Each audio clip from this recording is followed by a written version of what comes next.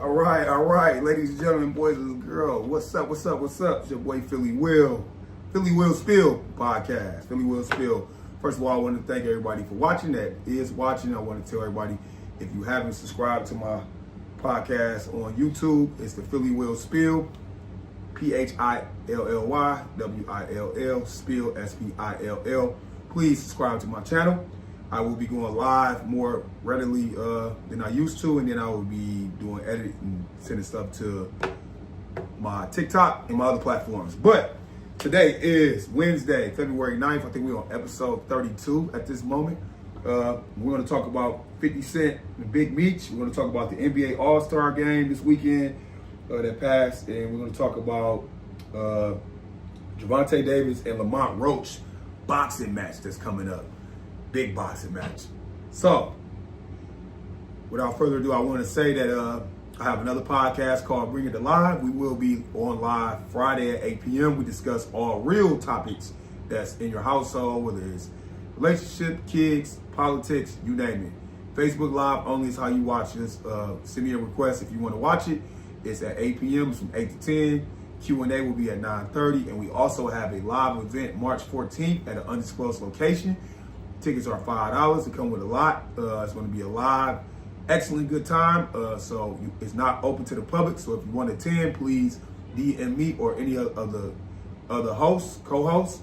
And that's it. But without further ado, let's get into Philly Will Spill episode 32 topics. First topic, 50 Cent and his Big Meech thing. So for those that don't know, as of lately, Big Meech concert, Welcome Them Back Home concert in Florida was canceled a week ago due to unforeseen circumstances, is what they said. And for everybody who live under a rock, I'm gonna let you know, 50 Cent went to Big Meech when he was in jail, got rights with a woman named Tammy Cohen to film BMF. They filmed BMF. It's been a success. 50 Cent got Big Meech's son into acting classes. His son plays him in BMF. Blase Splee. Fast forward, Big Meech is out. 50 Cent is a person that when he does business with you, if he giving you money, he don't want you to be affiliated with any of the people that he don't like. And Big Meech took a picture with Rick Ross, one of 50 Cent's most, I would say, 50 Cent eyes, hated rivals. And he also had him on his concert event as the headliner. And 50 Cent didn't like that. So as of lately, a woman named Tammy Cohen, that is a informant for the government, has got documentation, allegedly, I'm gonna say allegedly, of Big Meech being involved with another dude named Cuffy from St. Louis to get him locked up, as she was an informant for the government. I'm not gonna go into that deep because I don't want to go into that deep. All I'm gonna say is 50 Cent, this is allegedly, they said he went around, shared the paperwork with people like the Little Babies, and it got around to the other people, and people started pulling out. So that's why I'm gonna say it's the cusp of the concert being pulled. I don't see no other issue why it would be pulled. The venue was set, the time is set, the dates are set, the tickets were selling, probably was almost selling out, and then once 50 Cent seen that picture and started putting out things that he put out, started nosediving. So my spill on this is, I had already had a pre-recorded tape of this, so I'm gonna keep it still the same way. If you do business with 50 Cent, just know that you're gonna be a slave. Just know you're gonna be a slave. Anybody that 50 Cent is beefing with, you could be living in Australia. The moment that you sign paperwork with 50 Cent, you're beefing with them. You could be living in Amsterdam. The moment that you sign paperwork and do business with 50 Cent, you're beefing with them. You have to be a Tony Yayo in order to stay in business, and definitely a friend with 50 Cent. For people that don't know Big Meech, one of the biggest, if not the biggest, drug dealer in the 90s and the 2000s, he was nationally known all over the United States. All the celebrity basketball players, R&B singers, rappers, football players, everybody knew who Big Meech was. He was already affiliated with a lot of people in the music industry, from executives to a whole bunch of people. 50 knew him, knew of him back in the day. He probably bumped shoulders with him, your T.I.s, your Jeezys, your Blue Da Vinci's, your your Diddy's, everybody knew of Big Meech. And Big Meech has a right to be who he was before he got locked up. That guy was like that. 50 Cent did the BMF series, but 50 Cent got paid just like Big Meech got paid. Yeah, Big Meech got paid $5 million. How much did 50 get paid? If Big Meech and his family got $5 million, how much did 50 get paid? So, if I'm not a family member of you, I'm not a friend of you. You came to me with a business deal. I signed the business deal. I hold my end of the bargain of the business deal, and I get out of jail, and I want to do my own business and be my own person, and I'm not affiliated with you as a friend or a family. I don't have a right to do business with people that I want to do business with because you beefing with them. That's crazy. And for the world to co-sign that, I understand these rat talks. I understand everything you said, but for the world to co-sign and sit here and not look at the underlying issue that how would you feel if you didn't know somebody from Cannon Paint and you went and did business with them, and the moment that you went and did business with a person that they don't like, they start affecting the business that you did with them? You wouldn't like it. You wouldn't like it. You wouldn't like it. No matter what Big Meech got going on, you wouldn't like it. So,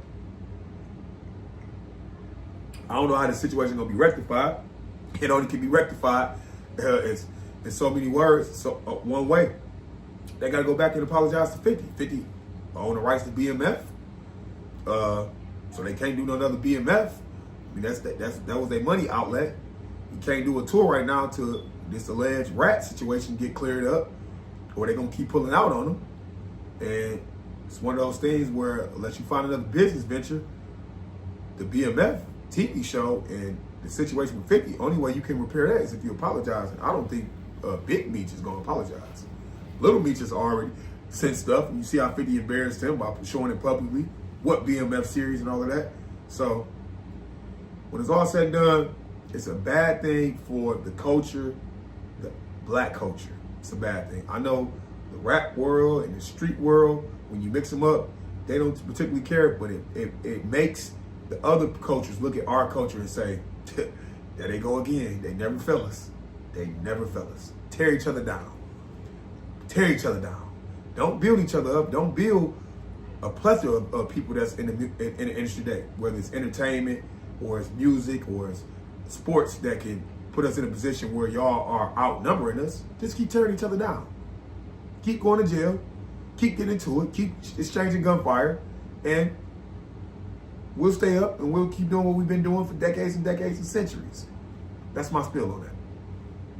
Next, the NBA All-Star Weekend this past weekend. Okay, so first game was a celebrity game. You had Kai Cenat, you had the Flynn guy, which was basically the bulk of the entertainment in regards to actually playing the basketball game. You had Drewski, and you had Bo Jackson as a coach, Jerry Rice as a coach. You had 2 Chainz in there as assistant coach.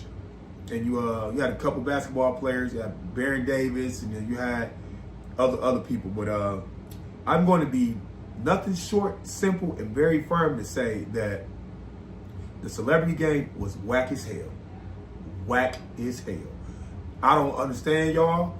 Drewski is not hilarious. He is funny, but that was not funny. Kai Cenat is a streamer. I respect his game. He is the king of streaming. But him being 4'0", it didn't really give nothing to the game besides people that's in the streaming world to come watch it.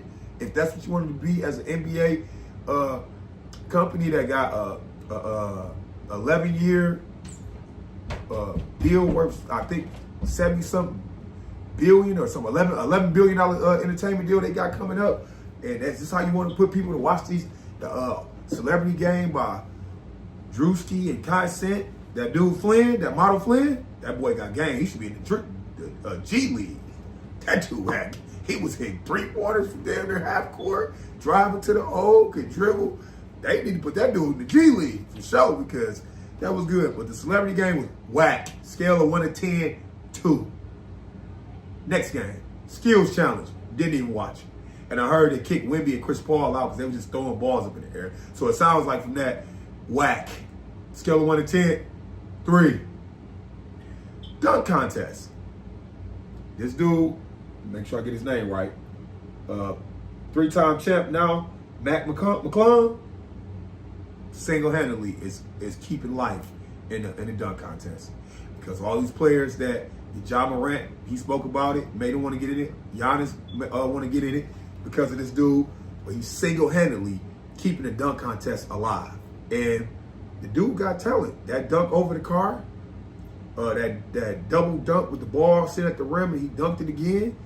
The dude got talent. He got talent. I'm upset that he can't put together a whole arsenal of dribbling skills, or his shooting is not up to par in the G League, where he can't get stay in the league or get to the actual league like Austin Reeves did from the G League all the way up into the pros. But congratulations for Mac McClung to keep the dunk contest alive. A scale of 1 to 10, I will get at an 8.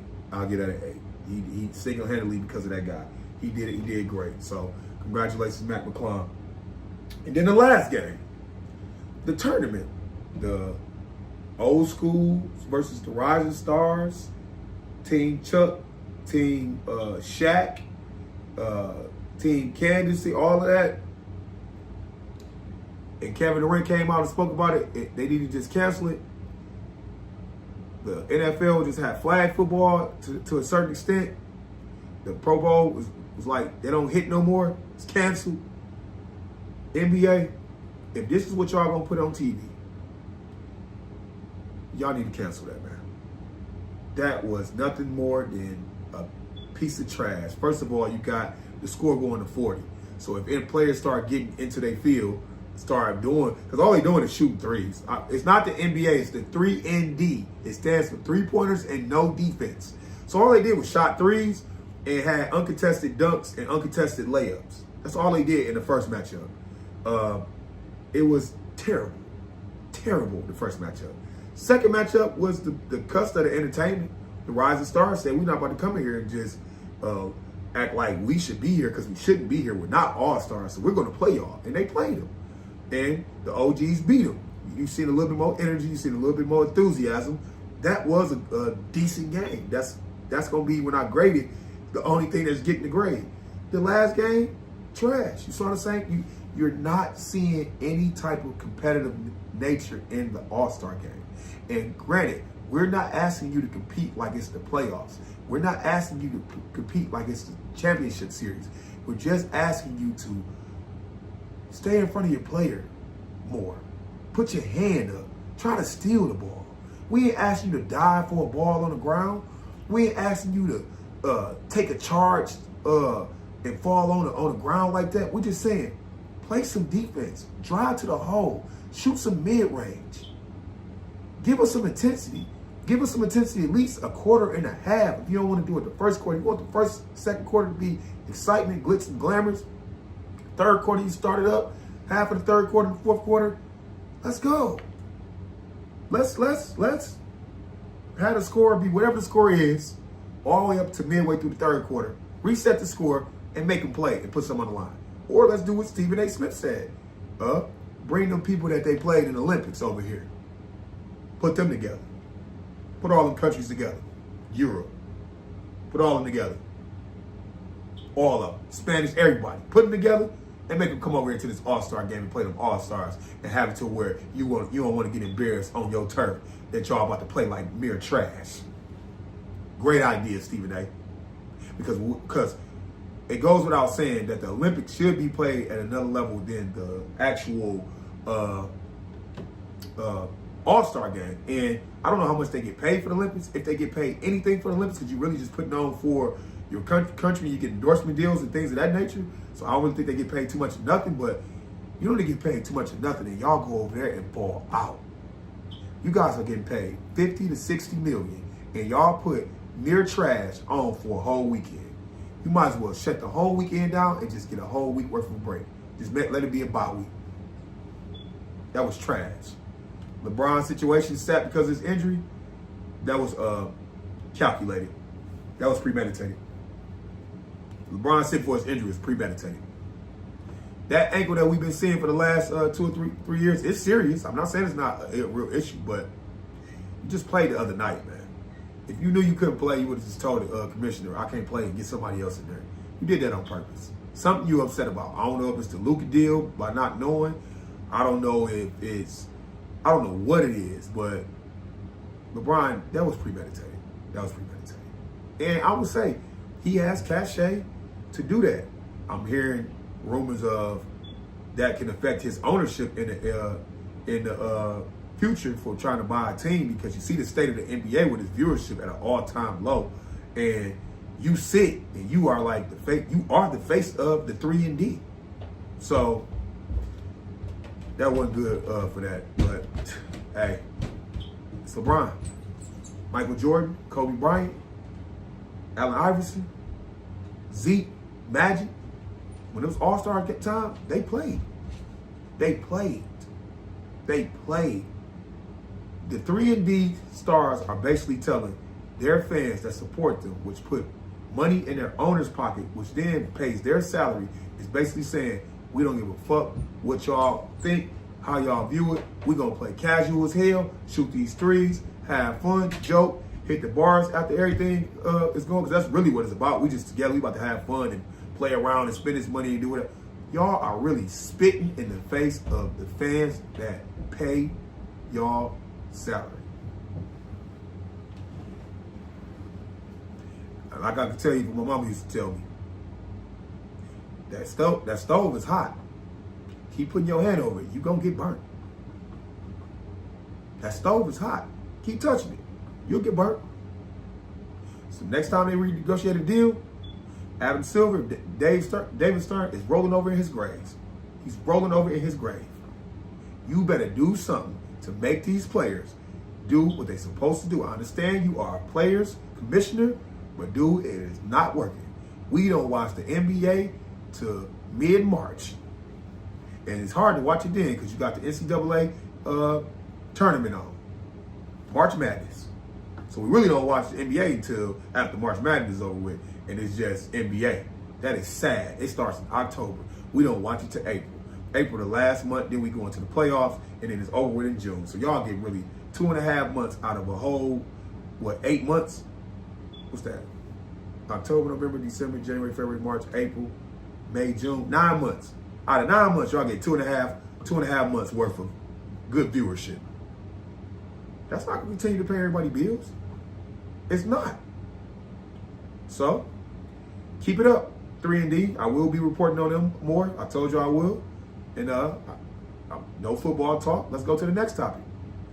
Gervonta Tank Davis versus Lamont the Reaper Roach. Lamont the Reaper Roach and Gervonta Tank Davis will fight at the Barclays Stadium March 1st. This is a Baltimore versus Washington, D.C. DMV fight. It's at 135 pounds. I didn't see if it was a catch weight, that drain, not a catch weight, that rehydration clause. I didn't catch it, see that. I got to look for that. You got Lamont Roach is the super featherweight champion, moving up to this 135. Gervonta Davis is a 5-time 3-division world champion, defending his lightweight title.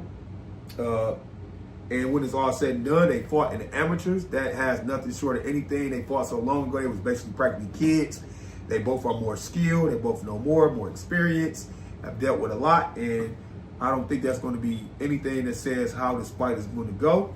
If I had to predict this fight, I would say a knockdown, not a knockout, will be provided to us between the 7th and the 10th round. A knockdown, not a knockout. I don't think he's going to knock Lamont out. I think he's going to knock him down. And that's what's going to be the cause of the fight. Y'all know Tank started a little slow. He started a little slow, and then he turned up. I don't think Tank can afford to start slow, because I want you guys to know, this is how I feel, and a lot of boxer connoisseurs and affiliates of boxing know, boxing is one of those sports where it get rigged. It get real rigged, and when behind the scenes, when politics is politicking, they're rigging on you. So, Gervonta coming out saying he want to retire. Gervonta saying he don't like the sport and all the politics. He don't like the fame. I get it. He's mature. He got 2 daughters and a son.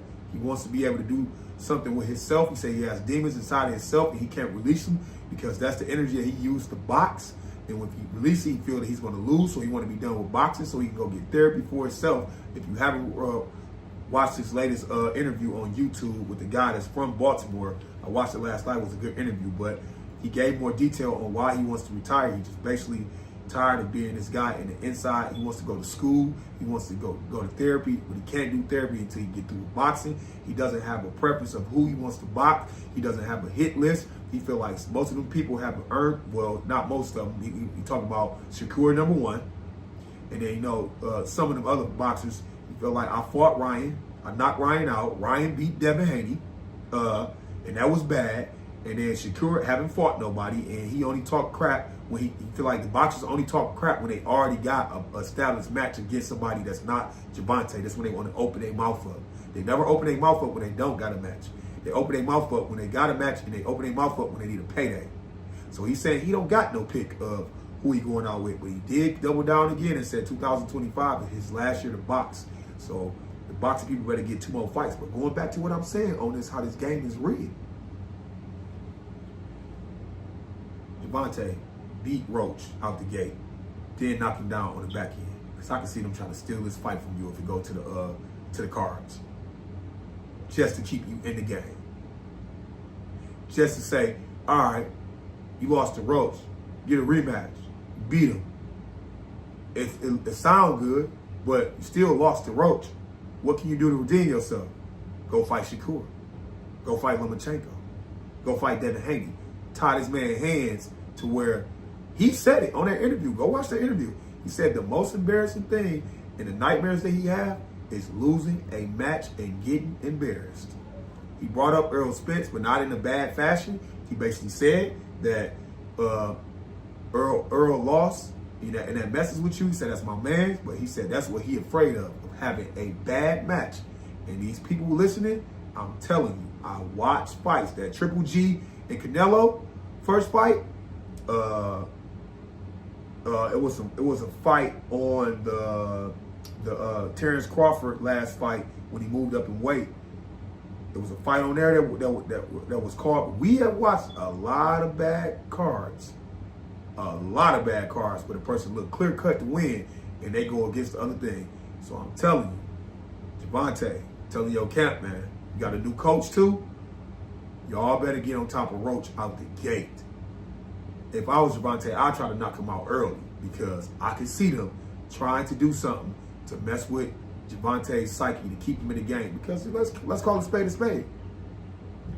Outside of Canelo, Gervonta, them the only box office people. Crawford is good. He can sell out here and there, but he ain't on Gervonta Davis or Canelo Alvarez status. He not. This is the reason he's trying to fight Canelo. So if you beat him, which I don't think he's gonna beat, I think Canelo gonna beat the stew out of Terrence Crawford to a certain extent. He ain't gonna plow him, but it's gonna be one of those things with that jab and that technical stuff and that power that he ain't gonna have to come up Terrence Crawford, and that power that Canelo got and being in that same weight and don't have to do nothing is gonna be the decision with that. But anyways, Canelo and Gervonta are box office. They are superstars in the boxing stuff, and they don't want that money to leave. They don't. They just gave him, he just got an Amazon deal. And now you talking about retiring. Oh no, we got to do something about that. We got to see our return on investment. Still, he could be able to make Gervonta fight. He could lose and just go into a head in the sand and just say F boxing and I'm done. But I don't see that man being from Baltimore coming up out the trenches doing that. I really don't. I don't. So, how I got this fight, I see a knockdown from the 7th to the 10th. What I recommend for this fight, I recommend Gervonta get on his head early. Don't let no cards be close. Like that one fight that Floyd was on the side of the ring telling him, hey man, he winning, and they got into it. Don't let it be like that. I'm telling you. Do not let it get in the hands of the judges and the fight was looking close. I believe they will call it for Roach. And that's my episode of Philly Will Spill 32. Like I said, please tune in to the Bring It Alive podcast this Friday at 8 o'clock. We keep it real, we don't judge, and it's therapeutic. Look out for our live event March 14th. If you want to come, please DM me. We are now at, I want to say, 70 to 80 plus seats. We're going to stop at 100, maybe 110, because some people flake off. But we're probably going to be done by next week with ticket sales. So please DM me. It's a good thing. I got We got 3 black-owned vendors. One vendor does candles that look like Jordans and teddy bears. We got another vendor that does custom apparel, which is Rose Creation. The candle people was Lit Kicks. And then we got another they all black owned to another vendor that does adult sexual toys. Intimate Desires is the name of that. So we got 3 vendors. Doors open at 5:45. They close at 6:45. Give everybody time to mix and mingle, grab your drink. If you want to buy something from a vendor, buy something from a vendor. We start to shoot at 7 o'clock. Q&A will be for only the live crowd at 8:30. And then 9 o'clock, we will wrap up and we will mix and mingle after that. If you want to stand in place, it will be open. If not, you can leave. But that's all I got for today. And like I say, every time I shoot, I'm Philly Will all day, every day, and twice on Sundays. And I'm out.